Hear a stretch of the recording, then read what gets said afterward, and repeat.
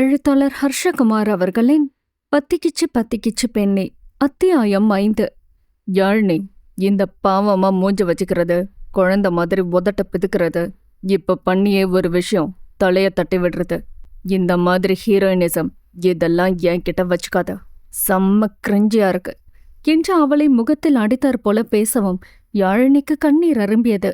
நீங்க எல்லாத்தையும் லவ்வோட பாருங்க, அப்ப இதெல்லாம் உங்களுக்கு கிரிஞ்சியா ஃபீல் ஆகாது. நான் உங்களை லவ் பண்றேன், நடிக்கல என்றதும் கோவத்தில் கையில் உள்ள பாட்டில் தண்ணீரை அவள் மூஞ்சியில் வீசினான். டோட்டல் கிளாஸும் அவளைதான் பார்த்தது. சிவாவின் நண்பர்கள், டே என்னடா பாவம் விடுடா அந்த பிள்ளைய என்றார்கள்.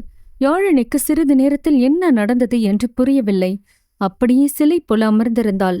அவளது கையை பற்றி இழுத்து கொண்டு வெளியே சென்றவன் ஓரிடத்தில் அவளை தள்ளிவிட்டு, இதோட நிறுத்திக்க, காதல் மண்ணாங்கட்டி நீ என் பின்னாடி சுத்தன, இதை விட இன்னும் அவமானப்படுவ, காட் இட் என்றவன் தனது கிளாஸுக்கு சென்று விட்டான்.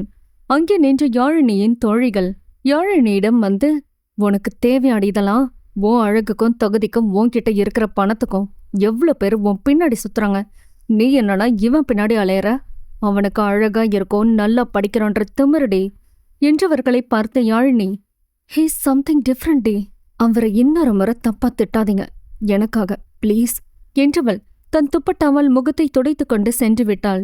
சிவாவிடம் ஆடல், டேய் ரொம்ப பண்றடா, ரொம்ப சீன் போடுற, பாவண்டாவ எவ்வளோ நல்ல பொண்ணு தெரியுமா, காலேஜ் ஆரம்பிச்சதுலேருந்து ஓம் பின்னாடி தானே சுத்துறான், அவளை ஏன்டா இவ்வளோ அசிங்கப்படுத்துற, பிடிக்கலன்னா டீசெண்டா சொல்லிட்டு விலகு என்றவளை நக்கலாக பார்த்த சிவா, என்ன மேடம் லவ்க்கு சப்போர்ட்டா, புதுசா இருக்கு, காலேஜ் ஆரம்பிச்சதுலேருந்து எவ்வளவோ சொல்லிட்டா, எனக்கு ஒன்ன பிடிக்கல லவ் அது இதுன்னு என் பின்னாடி சுத்தாதானே, ஆனா கேட்க மாட்டான், அவளோட பணத்தை மறுக்க நான் ஆள் இல்ல என்று பல்லை கடித்து கொண்டு சொல்லவும் ஆடல் பெருமூச்சு இழுத்து விட்டாள். அடுத்த கிளாஸ் ஆரம்பமானதும் அனைவரும் கவனிக்க ஆரம்பித்தனர். உண்ட களைப்பில் உறங்கிய ஆடலை மீண்டும் எழுப்பி வெளியே நிற்க வைத்திருந்தார் அடுத்து வந்த ப்ரொஃபஸரும். அசராமல் வெளியே சென்ற ஆடல் கேம்பஸை சுற்றி பார்த்து கொண்டு ஒரு ஸ்டோன் பெஞ்சில் அமர்ந்து காத்து வாங்கி கொண்டிருந்தாள். அசரமாட்டா, ஏன் இனம் போல. அப்போது அந்த வழியே விக்ரமன் நடந்து செல்வதை பார்த்த ஆடல், ஐயோ இவரா, என்ன பார்த்தா என்ன டேமேஜ் பண்ணுவாரே என்று நினைத்து பயந்தவள் வேகமாக ஓடி மரத்தின் பின்னால் ஒளிந்து கொண்டாள். விக்ரமன் அவளை பார்க்காமல் இல்லை, ஆனால் ஏதும் கேட்டுக்கொள்ளாமல் சென்று விட்டான். அவன் சென்று விட்டானா என்று உறுதிப்படுத்தியவள் பின்பு மீண்டும் ஸ்டோன் பெஞ்சில் வந்து அமர்ந்து கொண்டாள். அப்போது விக்ரமனை பற்றிய எண்ணங்கள் மனதில் புகுந்தது. காலேஜ் சேர்ந்த புதிதில் விக்ரமனை சைட் அடிக்காத ஆட்களே இல்லை. அதில் ஆடல் அரசியும் ஒருவள். ஆனால் அவ்வளவு தீவிரமாக இல்லை என்று சொல்லலாம். ஒரு நாள் கிளாஸ் நடத்தி கொண்டிருந்த விக்ரமன் கிளாஸை கவனிக்காமல் ஆடல் வாயை அசைத்து கொண்டிருப்பதை பார்த்தவன், ஆடல் கெட் அப் என்றதும் ஆடல் திருட்டு மொழி முழித்து கொண்டே எழுந்து நின்றாள். அவளின் அருகில் வந்த விக்ரமன், நான் கிளாஸ் நடத்திட்டு இருக்கேன், நீங்க என்னத்தை தின்னுட்டு இருக்க, அறிவில்ல இடியட் என்றதும் ஆடல், சார் ஸ்மால் ஸ்டொமக் சோ பசிச்சது அதான் என்று அசடு வழியவும் கடுப்பான விக்ரமன், அப்போ நீ என் கிளாஸை கவனிக்கல அப்படிதானே என்று கேட்க, சாச்சா கவனிச்ச சார், சாப்பிட்டுக்கிட்டே கவனிச்சேன் என்றதும் புருவம் உயர்த்தியவன், ஓ ஓகே, அப்போ இந்த ஈக்குவேஷனுக்கு ஆன்சர் பண்ண என்று நேராக போர்டின் அருகில் சென்று சாக் பீஸை எடுத்து எழுதியவன், ஆடல் அரசி கம் அண்ட் சால்வ் திஸ் என்றதும் ஆடல் சிறிது நடுக்கத்துடன் சென்று சாக் பீஸை வாங்கி சிவாவை பார்த்தவள். சிவா என்ன செய்வது என்று தெரியாமல் முழித்து கொண்டு இருந்தான். ஹலோ மேடம், அங்க என்ன லுக்கு, யாரும் சொல்லித்தர மாட்டாங்க, போய் சால்வ் பண்ண என்றதும் தயங்கிக் கொண்டே சென்றவள் எழுதியதை பார்த்து டோட்டல் கிளாஸும் வாயை பிளந்தது. CO+2FE என்பது காஃபி என்றும் BA+NA2 என்பது பனானா என்றும் எழுதினாள். இதை பார்த்து விக்ரம் நெஞ்சில் கை வைத்து அமர்ந்து விட்டான். கிளாஸ கவனிக்காம தின்னுட்டு இருந்தா எப்படிதான், எப்ப பாரு சாப்பாடு சாப்பாடு தானா, திங்கணும்னா வீட்ல இருந்து திங்க வேண்டியதானே, எதுக்கு காலேஜ் வர, இடியட் வெளியே போ, கெட் லாஸ்ட் என்று வெளியே அனுப்பிவிட்டான். இதையெல்லாம் நினைத்து பார்த்து கொண்டிருந்த ஆடல், ச்சே ஜாலியா இருக்கலான்னு காலேஜ் வந்தா படி படின்னு எங்கேயோ உயிரை வாங்குறாங்க, கடுப்பா இருக்கு என்று நொந்து கொண்டவள் பெல் சவுண்ட் கேட்டதும் தனது வகுப்பிற்கு சென்றாள். கல்லூரி முடிந்தது.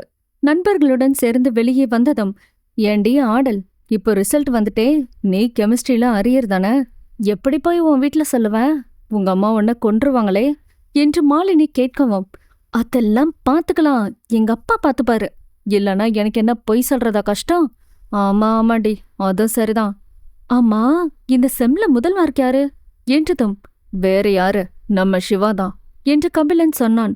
சூப்பர்டா சிவா என்று ஆடல் சொல்ல, சிவா அவளிடம், எல்லாத்துலயும் பாஸ், ஆனா ஏன் கெமிஸ்ட்ரியில மட்டும் அரியர் வச்ச? உனக்கு அந்த சார் பிடிக்காதனாலயா? ச்சே, அதெல்லாம் இல்லடா, கெமிஸ்ட்ரியில என்னால கதை எழுத முடியல, அதான் ஃபெயில் ஆகிட்டேன் என்றவள், ஐயோ பத்திக்கிச்சு பத்திக்கிச்சு பெண்ணே என்று பாடியவள் ஸ்கூட்டியை எடுத்து வீட்டுக்கு பறந்திருந்தாள். அவள் கேம்பஸ் விட்டு மறையும் வரை வாயை பிளந்தபடி அவளது நண்பர்கள் பார்த்து கொண்டிருந்தனர். வீட்டிற்கு வந்த ஆடல் ஸ்கூட்டியை நிறுத்திவிட்டு உள்ளே நுழைந்தவள் அவளது தம்பி அமர்ந்து மிச்சர் முறுக்கை கொறிப்பதை பார்த்து, என்னடா சக்தி, ஸ்கூல் போயிட்டு வந்துட்டியா என்று சோஃபாவில் அவன் அருகில் அமர்ந்து ஸ்நாக்ஸை அள்ளி வாயில் போட, வந்துட்ட ஆடல் என்றான்.